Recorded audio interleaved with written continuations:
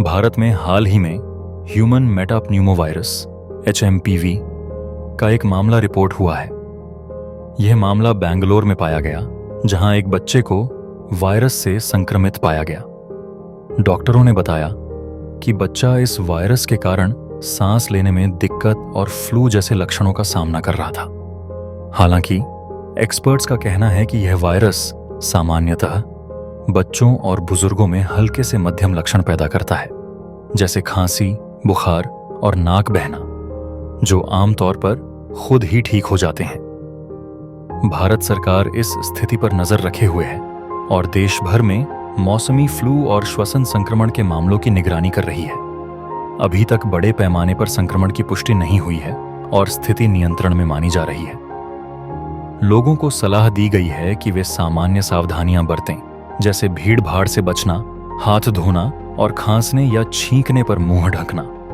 HMPV एक सांस से जुड़ा वायरस है जो खास तौर पर फेफड़ों और श्वसन तंत्र को प्रभावित करता है। यह वायरस पैरामिक्सोविरिडे फैमिली का हिस्सा है और रेस्पिरेटरी सिंसाइटियल वायरस RSV से काफी मेल खाता है। पहली बार इसे 2001 में पहचाना गया था और आज यह बच्चों, बुजुर्गों और कमजोर इम्यून सिस्टम वाले लोगों में सांस की बीमारियों का एक आम कारण माना जाता है। यह वायरस RNA वायरस है और इसके दो मुख्य प्रकार हैं, A और B, जिनके और भी उप प्रकार हैं। यह वायरस सांस की बूंदों जैसे छींक या खांसी, संक्रमित व्यक्ति के संपर्क या संक्रमित सतहों के जरिए फैलता है। यह सबसे ज्यादा संक्रामक बीमारी के शुरुआती चरण में होता है, लेकिन लक्षण शुरू होने से पहले भी फैल सकता है। इस वायरस के लक्षण हल्के से गंभीर तक हो सकते हैं। हल्के मामलों में सर्दी, जुकाम, खांसी, गले में खराश और बुखार जैसे लक्षण दिखते हैं, जबकि गंभीर मामलों में, खासकर कमजोर और जोखिम वाले समूहों में, सांस लेने में दिक्कत, घरघराहट, ब्रोंकियोलाइटिस और निमोनिया हो सकता है। छोटे बच्चे, बुजुर्ग, दिल और फेफड़ों की बीमारियों से पीड़ित लोग और कमजोर इम्यून सिस्टम वाले लोग इसके सबसे ज्यादा खतरे में होते हैं। यह बीमारी आमतौर पर सर्दियों के अंत और वसंत के दौरान फैलती है, लेकिन साल भर भी हो सकती है। इसका पता लगाने के लिए आमतौर पर PCR टेस्ट किया जाता है, जिससे वायरस के RNA का पता लगाया जा सकता है। कुछ मामलों में एंटीजन टेस्ट और एंटीबॉडी टेस्ट का भी इस्तेमाल होता है।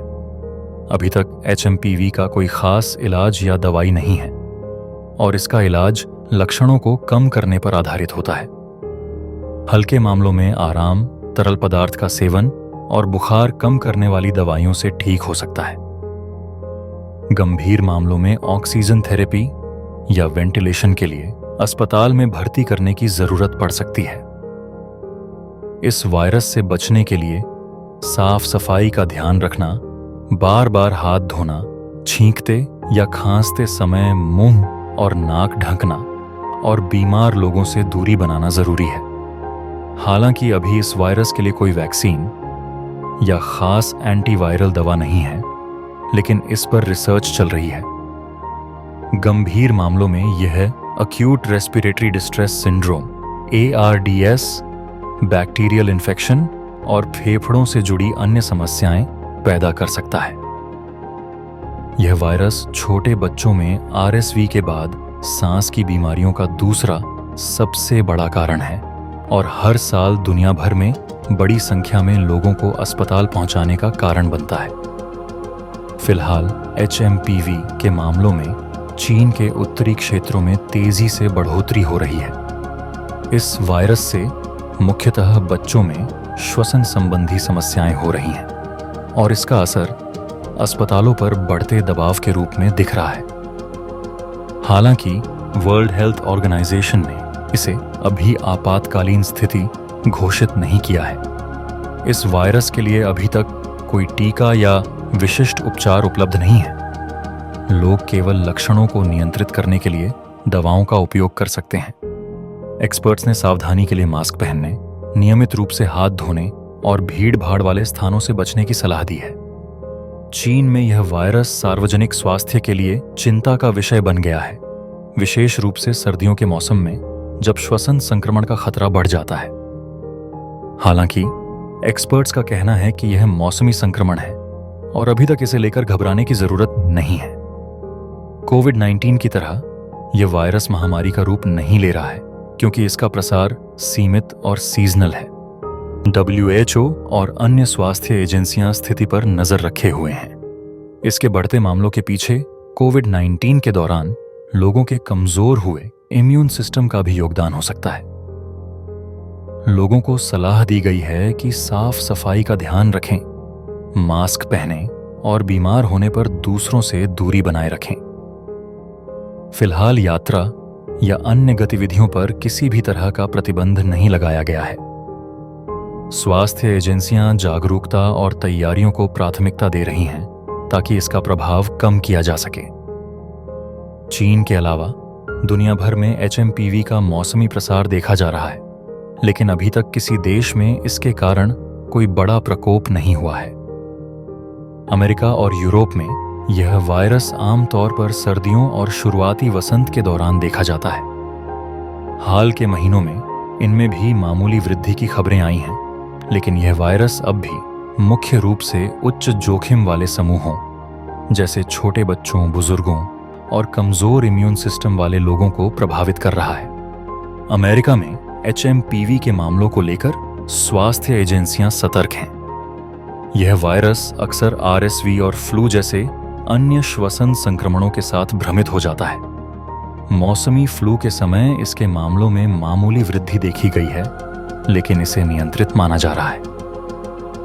यूरोप में भी यही पैटर्न देखा गया है और अधिकांश मामले अस्पताल में भर्ती किए बिना ठीक हो रहे हैं। ऑस्ट्रेलिया और दक्षिणी गोलार्ध के देशों में, जहां इस समय गर्मी का मौसम है, HMPV के मामले बहुत कम हैं। यहां इसका प्रभाव आमतौर पर ठंड के महीनों में ज्यादा होता है। अफ्रीका और विकासशील देशों में इस वायरस पर निगरानी सीमित है, लेकिन यहां भी इसके मौसमी संक्रमण की खबरें आती हैं। श्वसन संक्रमणों की जांच और रिपोर्टिंग की सीमित सुविधाओं के कारण यहां वास्तविक आंकड़े सामने आना मुश्किल है। विश्व स्वास्थ्य संगठन और अन्य अंतर्राष्ट्रीय स्वास्थ्य एजेंसियां स्थिति पर नजर बनाए हुए हैं। फिलहाल इसे गंभीर वैश्विक खतरा नहीं माना जा रहा है। एक्सपर्ट्स इसे एक सामान्य मौसमी संक्रमण के रूप में देख रहे हैं, जो सर्दियों में अन्य श्वसन संक्रमणों के साथ उभरता है। भारत में फिलहाल HMPV के मामले बहुत कम हैं और अभी तक किसी बड़े प्रकोप की पुष्टि नहीं हुई है। चीन में इस वायरस के मामलों में तेजी से बढ़ोतरी के बावजूद भारतीय स्वास्थ्य एजेंसियों का मानना है कि फिलहाल घबराने की आवश्यकता नहीं है। हालांकि सरकार और स्वास्थ्य विभाग स्थिति पर कड़ी नजर बनाए हुए हैं और एहतियाती कदम उठाए जा रहे हैं। एक्सपर्ट्स का सुझाव है कि स्वास्थ्य सुरक्षा के लिए यात्रा करने वाले लोगों को अतिरिक्त सतर्कता बरतनी चाहिए, विशेषकर उन लोगों को जो चीन या अन्य प्रभावित क्षेत्रों से आ रहे हैं।